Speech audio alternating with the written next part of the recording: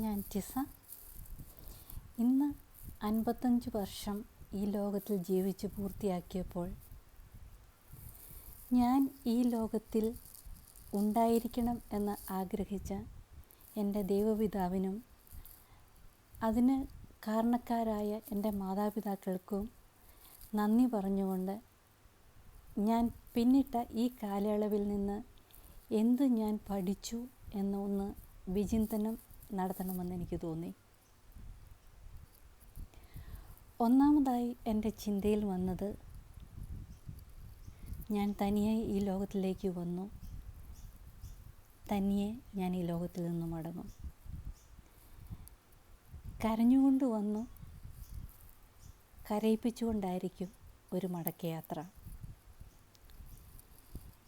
ഏത് സ്രോതസ്സിൽ നിന്നാണോ ഞാൻ വന്നത്, ആ സ്രോതസ്സിലേക്ക് തന്നെയായിരിക്കും എൻ്റെ മടക്കം. പിന്നീടുള്ള ജീവിതത്തിൽ താളം തെറ്റിയപ്പോൾ രക്തബന്ധങ്ങൾ പോലും അകന്നുപോയി. പണമില്ലാത്തവൻ പിണമായി തീരും എന്നെനിക്ക് മനസ്സിലായി.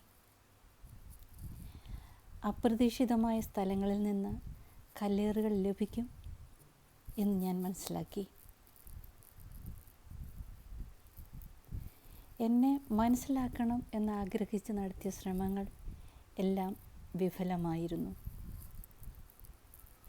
ക്രമേണ ഞാൻ പഠിച്ചു, മനസ്സിലാക്കാത്തവരോട് വാദിക്കാൻ നിൽക്കരുത്, പ്രതികരിക്കരുത്.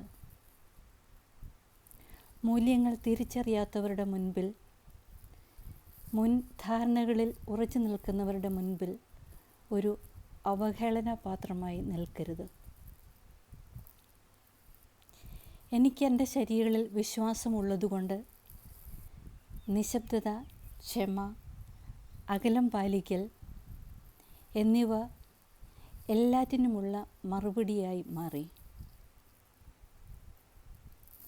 ഇന്ന് ഒന്ന് തിരിഞ്ഞു നോക്കുമ്പോൾ എറിഞ്ഞ കല്ലുകൾ കൂട്ടിവെച്ച് അതിന്മേൽ കയറി നിന്ന് എല്ലാവരോടും നന്ദി മാത്രമേ പറയുവാനുള്ളൂ.